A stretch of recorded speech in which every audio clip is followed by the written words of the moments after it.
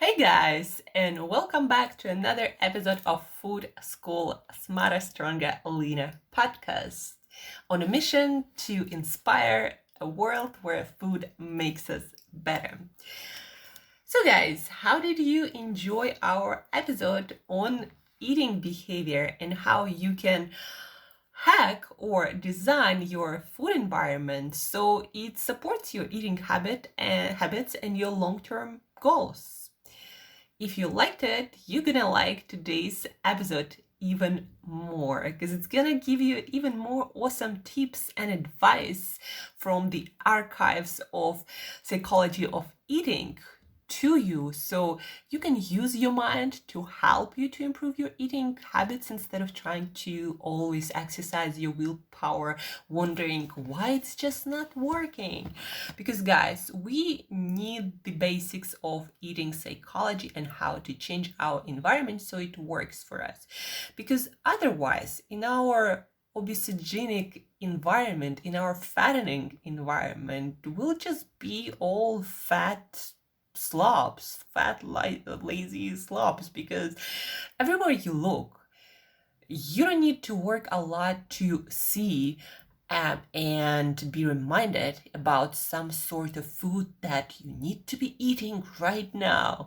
And if we don't do something consciously about redesigning that, or at least modifying it somehow to work better for us, then no willpower will save us, guys.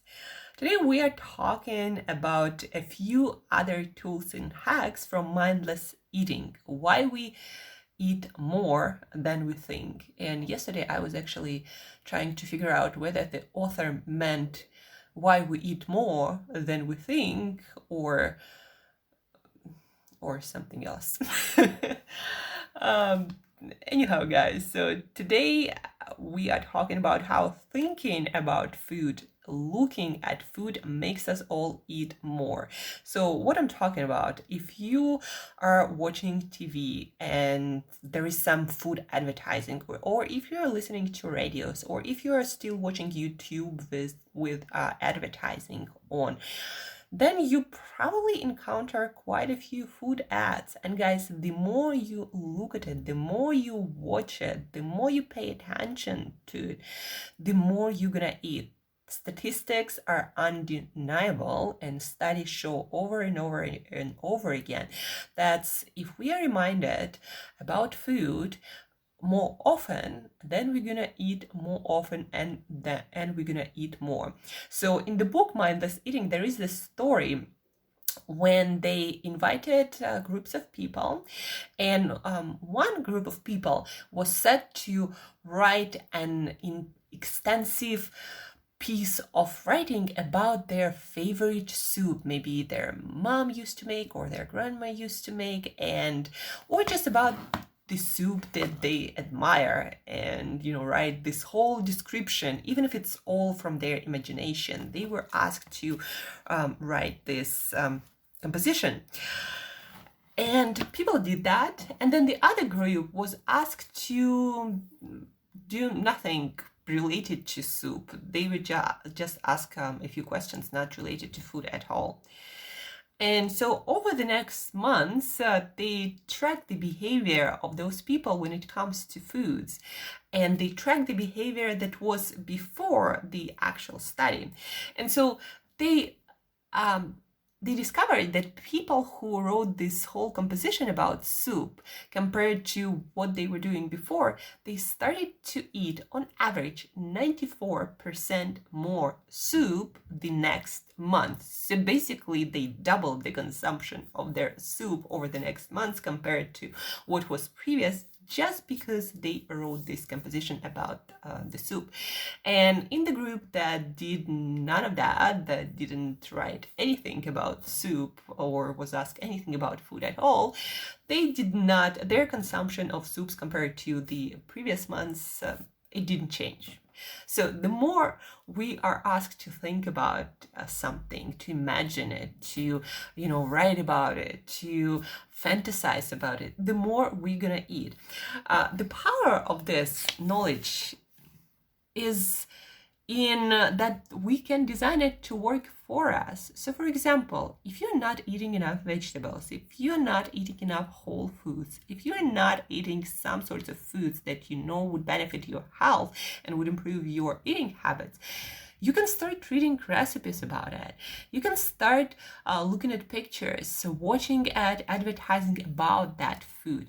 Maybe some farm boxes with fresh produce of vegetables, maybe some delicious meals made of a lot of vegetables and some fish and whatever that you want to eat more of. Or if you like to go on a keto diet or a low carb diet, then watch some advertising, read more about like the look through recipes book about that specific style of eating.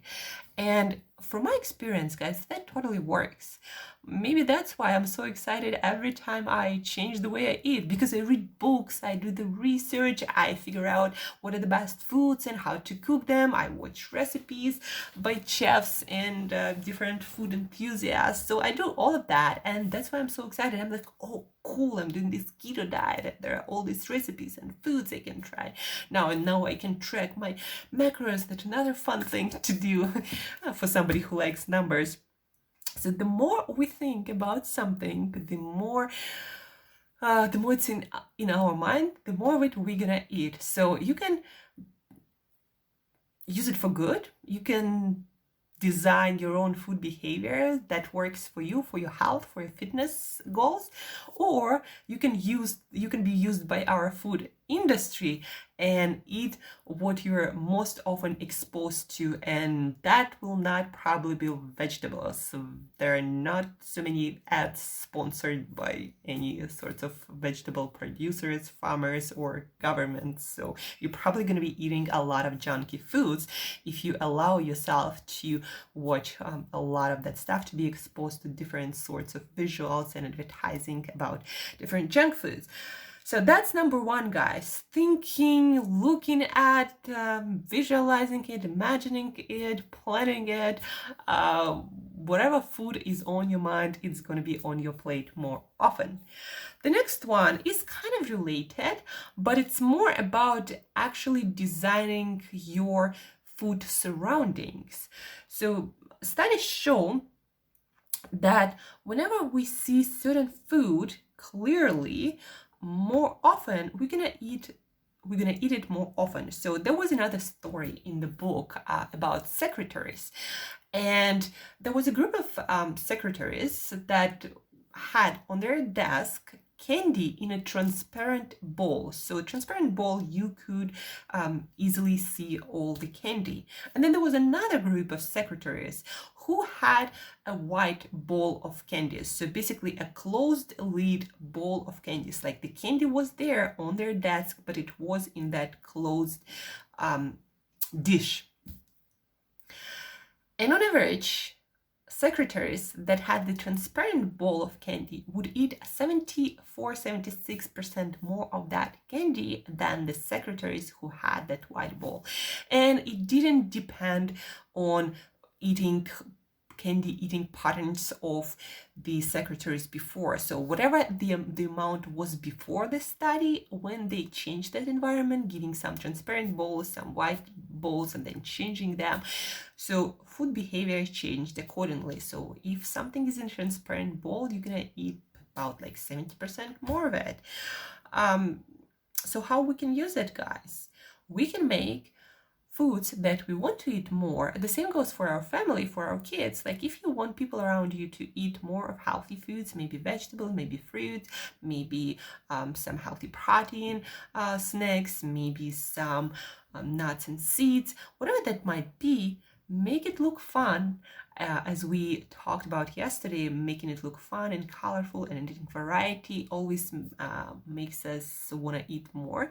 So making it fun and putting it in plain sight out there will make people eat more. So if you want to make yourself eat more certain things and you want to people around you to eat more of certain things like fruit, vegetables, proteins, healthy proteins, maybe nuts, maybe seeds, whatever that might be, make it transparent, make it easy, make it available to see, and people, and you including, gonna eat more of that. So again, you can either be a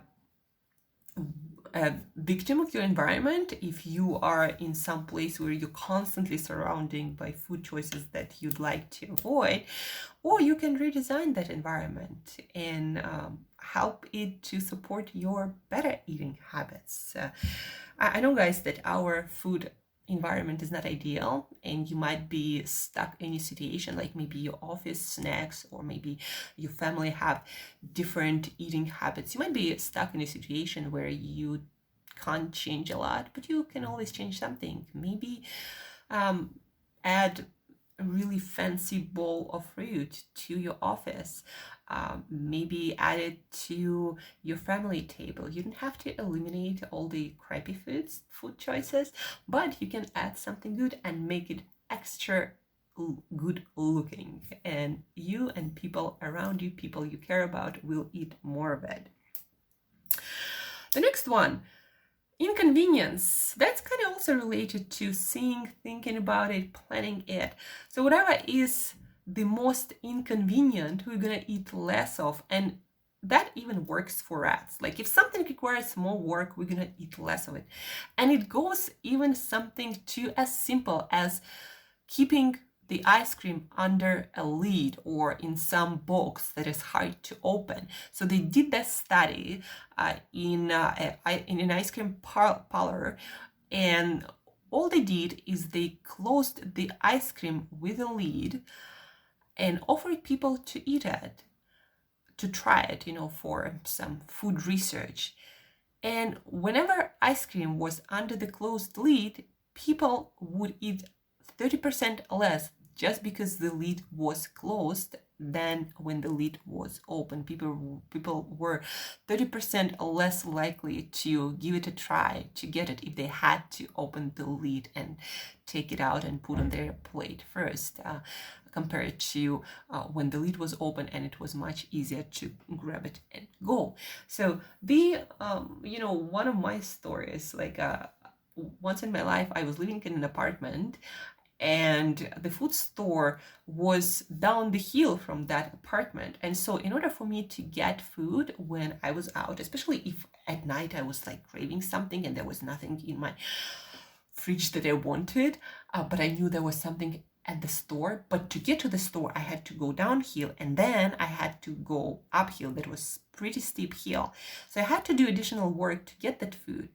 And guys, I can't even count how many times it saved me from eating all these snacky foods that I shouldn't be eating at night, just because I had to do more work that killed all the motivation to get after it and eat it. So make it inconvenient. Don't keep any of those foods in your house, and if you have to go out there and get it, you'll eat much less of it. And then the fun part of today's podcast is about people, guys. So a few fun facts. When we eat with other people, our behavior, our eating habits change quite a bit.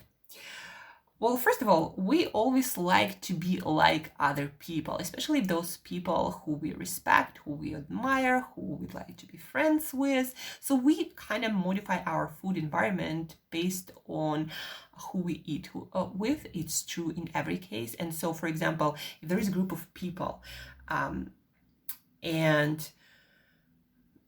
you are someone who's eating super healthy, but the whole group on average is not that conscious about healthy eating, so you're gonna eat a little bit more, a little bit worse.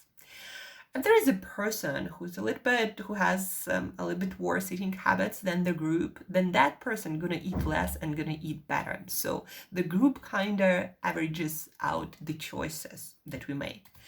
But then separately from that, whenever, on average, people eat in a group of 2, people eat 35% more. If that's like a group of friends, 2 people, 35% more.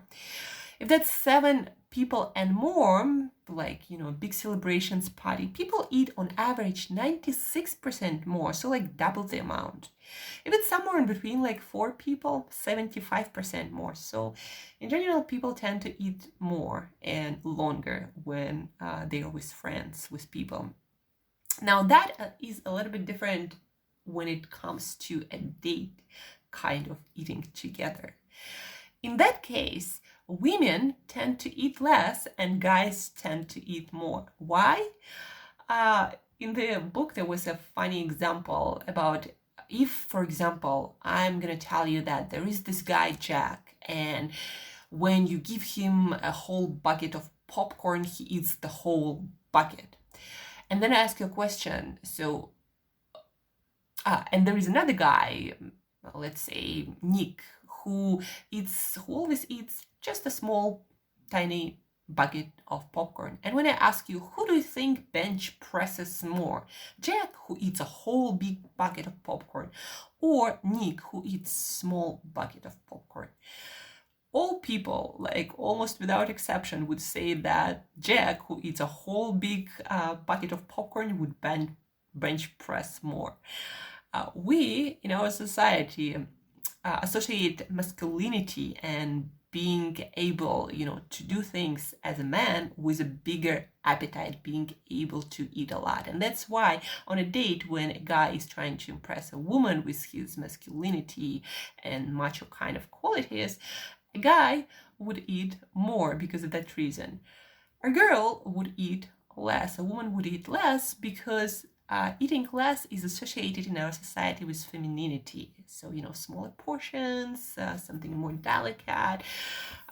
So my eating habits, 1 meal a day with bigger portions probably would scare a lot of people, or a lot of guys, I don't know. But anyhow, that's what statistics show. On a date, a guy would eat a lot more, even if it's like a movie date with popcorn, and a girl would eat a lot less, maybe like a salad.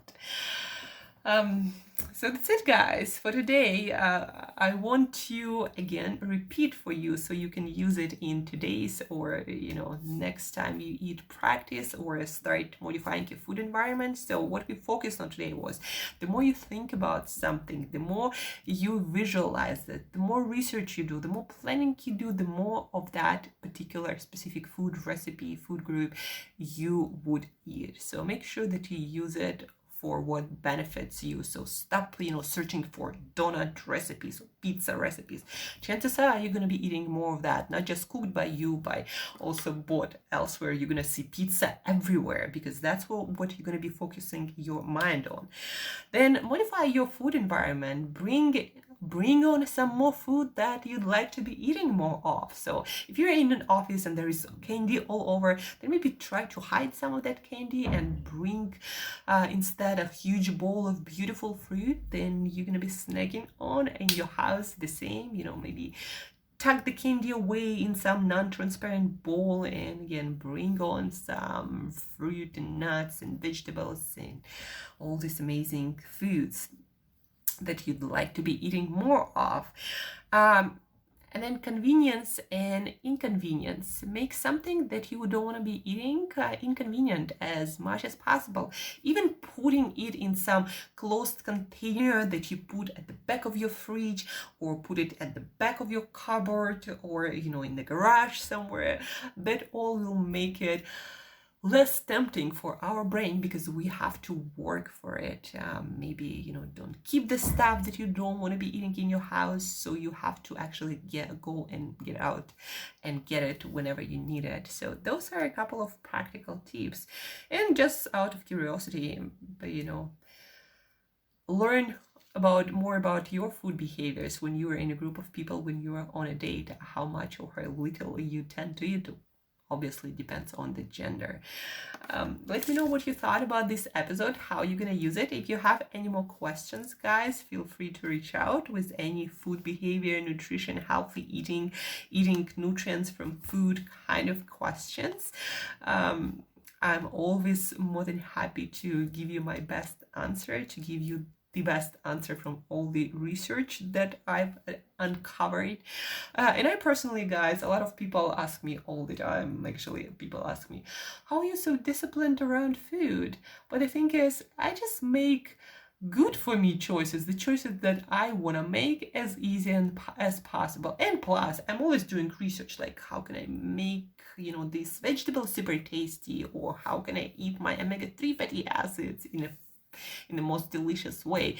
When I want to be keto 100%, I'm like, what's the fanciest, the I don't know, most interesting way to do that? What are some new recipes, new foods, new products? And I make it super interesting. I focus myself on where I want to go. I put the food out there that I want to eat, and that works. That's why any dieting for me feels like no work at all. Thank you for listening, guys. Share with this episode with anyone who you think will absolutely love it. And as usual, guys, share it and eat better daily.